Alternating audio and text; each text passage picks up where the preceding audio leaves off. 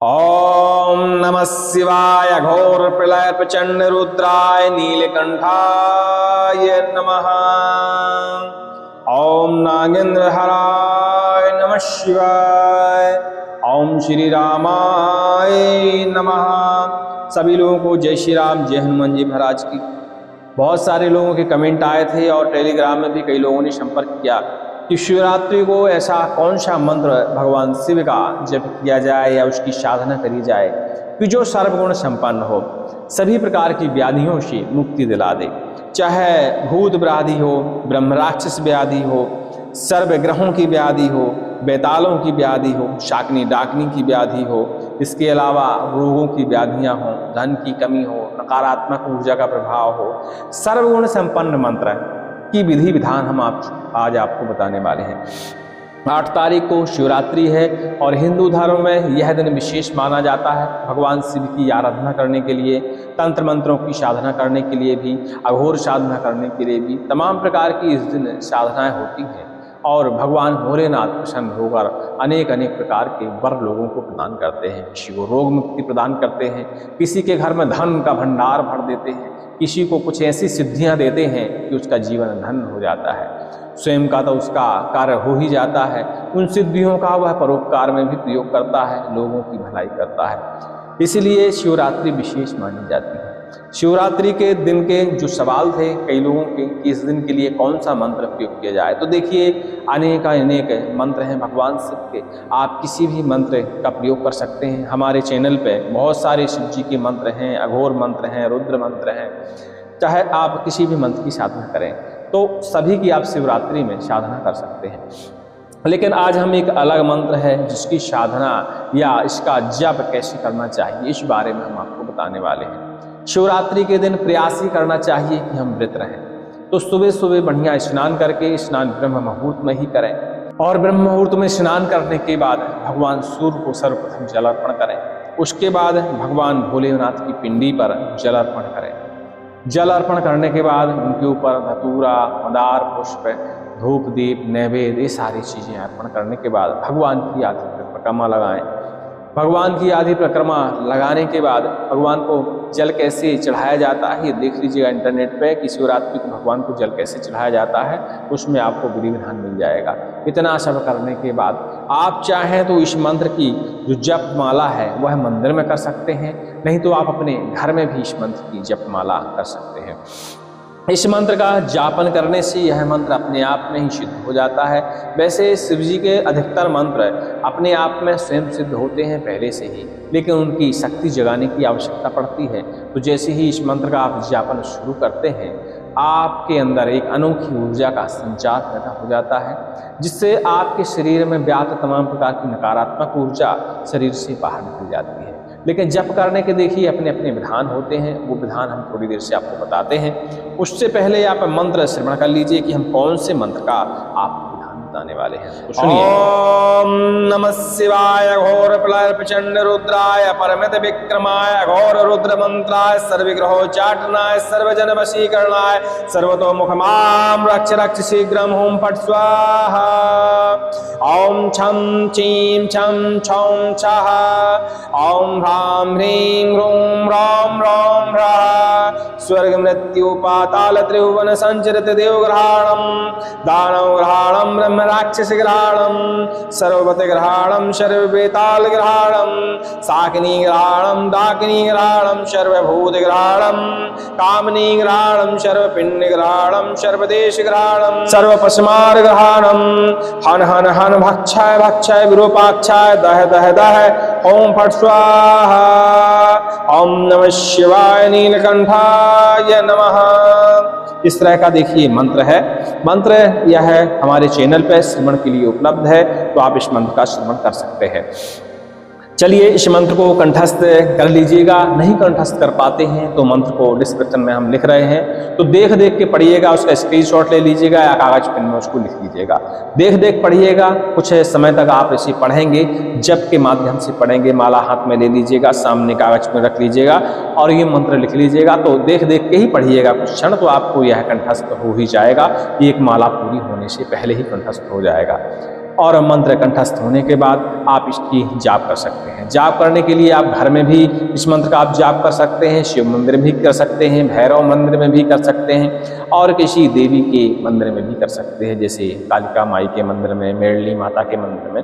मतलब है इसका आप मंदिरों में भी जाप कर सकते हैं और चाहें तो अपने घर में भी इसका जाप कर सकते हैं। घर में जाप करने के लिए भगवान शिव का चित्र आप सामने स्थापित कर लीजिए, या भगवान की पिंडी तो सभी घर में छोटी सी होती ही है। भगवान शिव की पिंडी का बढ़िया से स्नान ध्यान कराइए, विधि विधान से उनकी पूजा करिए, धूप देव नैवेद्य इत्यादि सारी चीजें अर्पण करिए। रुद्राक्ष की माला होना अनिवार्य है, रुद्राक्ष की माला का पूजन करिए, अपने आसन का पूजन करिए, एक छोटी सी वेदी बनाइए, उसका भी पूजन करिए विधि विधान से। ऐसे ही पूजन में कुछ नहीं होता, सीधा मंत्र तो सबको पंचोपचार नहीं आता, तो साधारण विधि से आप किया करिए।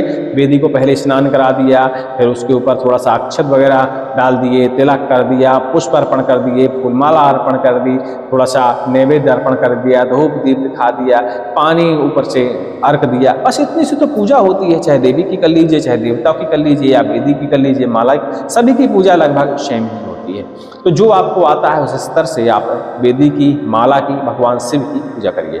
भगवान शिव से प्रार्थना करिए कि भगवान हमें इतनी शक्ति दे दें कि आपके इस मंत्र का हम जाप कर पाएँ, और इस मंत्र में भी इतनी शक्ति दे दें कि हमारी समस्त प्रकार की बाधाएं, समस्त प्रकार के विघ्न, समस्त प्रकार के भूत, समस्त प्रकार के संकट, समस्त प्रकार की दुष्ट आत्माएं, नकारात्मक शक्तियां मेरे घर से, मेरे परिवार से, मेरे शरीर से दूर चली जाएं, सबका भक्षण हो जाए, सबका भस्मीकरण हो जाए। अपने स्तर से देखिए आप प्रार्थना कर लीजिएगा, और प्रार्थना करने के बाद अपनी माला गौमुखी में रखिएगा, रुद्राक्ष की माला होनी चाहिए, और इस मंत्र का आप जापन शुरू करिएगा।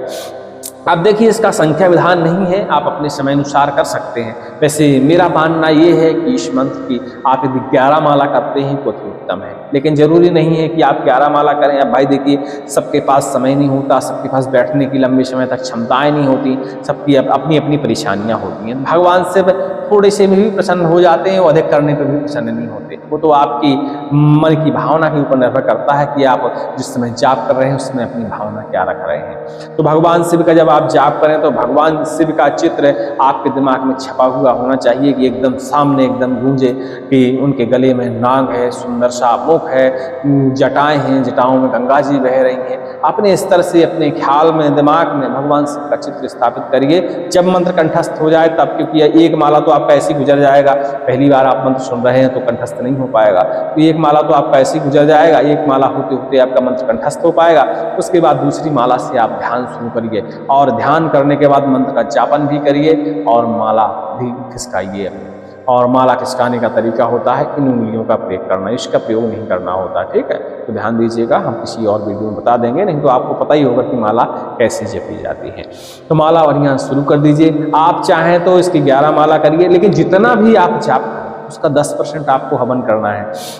चाहे 5 माला करें तो 5 माला का 10% हवन कर दीजिए, 11 माला करें तो उसका 10% निकाल के हवन कर दीजिए, 21 माला करते हैं तो 21 माला का 10% निकाल दीजिए और हवन कर दीजिए। ये आपके समय के ऊपर है, आपकी श्रद्धा के ऊपर है कि आपको कितना जाप करना चाहिए। लेकिन यह मंत्र जब आप जाप करते हैं तो इसमें अनोखी ऊर्जा जो है हमारे शरीर में संचरित होती है, जिससे हमारे शरीर की समस्त प्रकार की नकारात्मक शक्तियां हमसे दूर चली जाती हैं। चाहे कितनी बड़ी व्याधि क्यों ना हो, भगवान शिव सभी प्रकार की व्याधियों को हरण करने में सक्षम देव माने जाते हैं। और कहा जाए तो भगवान शिव ही व्याधियों के जन्मदाता हैं और व्याधियों के संहार करता भी है। तो आप समझ गए होंगे कि भगवान शिव ही है तो सब कुछ मैट सकते हैं और सब कुछ समेट सकते हैं।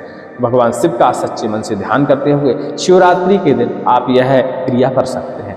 यह क्रिया करने के बाद जब आपका संपूर्ण हो जाए, कई लोग तो रात भर इस मंत्र का जाप करते हैं, हमने देखा है, और उन्हें अच्छा खासा इसका प्रभाव देखने का मिलता है। तो आप देख लीजिएगा कि यदि आपके अंदर रात भर बैठने की क्षमताएं हैं तो रात भर आप इस मंत्र का जाप करिएगा, और घंटे 2 घंटे बैठने की क्षमता है शरीर में तो घंटे 2 घंटे करिएगा, वो आपके ऊपर निर्भर करता है। लेकिन जो भी जप हो उसका 10% हवन करिएगा, और हवन करने के बाद फिर से भगवान की आरती पूजन करिएगा और भगवान से फिर प्रार्थना करिएगा कि भगवान इस मंत्र में इतनी शक्ति दे दें कि जब भी इस मंत्र से हम किसी को फूंक मार दें, अपने आप को फूंक मार दें, तो आपकी सुरक्षा अस्त्र हमारे चारों तरफ घूमने लगें और हमारी सभी दिशाओं से सुरक्षा हो, हमारे पास किसी भी प्रकार की नकारात्मक शक्ति वास न कर पाए। इस अपने शब्दों में देखिए आप प्रार्थना कर सकते हैं। प्रार्थना करने के बाद अपना आसन आप छोड़ सकते हैं।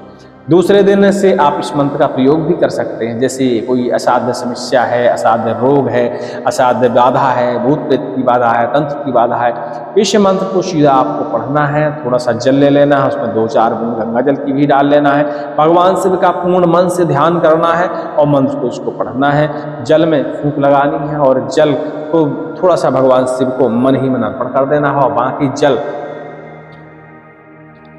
छिड़काव करना है रोगी के ऊपर, पीड़ित व्यक्ति के ऊपर। उसके शरीर से सभी प्रकार की बुरी शक्तियां बाहर हो जाएंगी, क्योंकि भगवान से किसी को नहीं बख्शते।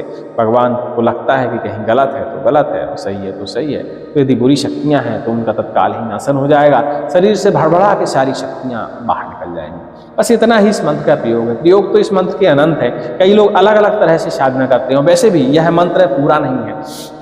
हमने जो आपको मंत्र बताया है यह सिर्फ आपकी ज़रूरत के हिसाब से, यह एक विशेष स्त्रोत का मंत्र है। यदि आप पूरे स्त्रोत का भी पाठन करते हैं तो अति उत्तम है, लेकिन पूरा स्त्रोत देखिए बहुत बड़ा होता है, उसका जप नहीं किया जा सकता। कितना आप जप कर सकते हैं? अति से अति जप करेंगे तो पूरी रात में 108 बार कर पाएंगे, लेकिन उसका एक छोटा सा मंत्र है। क्योंकि सभी मंत्र देखिए वेद पुराण ग्रंथ है, किसी न किसी स्त्रोत माला से निकाले जाते हैं, जो हम आपको श्रवण कराते हैं या किसी और से के जरिए आप प्राप्त करते हैं। सभी मंत्र किसी न किसी स्त्रोत माला से, किसी न किसी ग्रंथ से, वेद पुराण से, भागवत से, कहीं ना कहीं से लिया जाता है। तो पूरी भागवत तो नहीं पढ़ी जा सकती एक दिन में, लेकिन उसके एक छोटे से मंत्र का आप जापन जरूर कर सकते हैं, जिससे आपको परिपूर्ण हो जाएगा, सारी व्याधियां आपकी समाप्त हो जाएंगी। तो यह भी एक स्त्रोत माला का मंत्र है, उससे यह बाहर निकाला गया है और इसी मंत्र का हमारे साधक लोग उपयोग करते हैं और दूसरों का परोपकार करते हैं। खुद की व्याधियां तो उनकी हरण होगी, भगवान शिव ने सब निकाल लिया जो भी व्याधियां थी उनकी। तो आप भी इसका प्रयोग करके देख सकते हैं, भगवान शिव का ध्यान करते हुए। और भगवान शिव पे देखिए जो विश्वास करता है पूरी श्रद्धा के साथ, जरूरी नहीं है कि ये जाप करें, खाली ओम नमः शिवाय का भी आप पूरी शिवरात्रि की पूरी रात जाप करते हैं,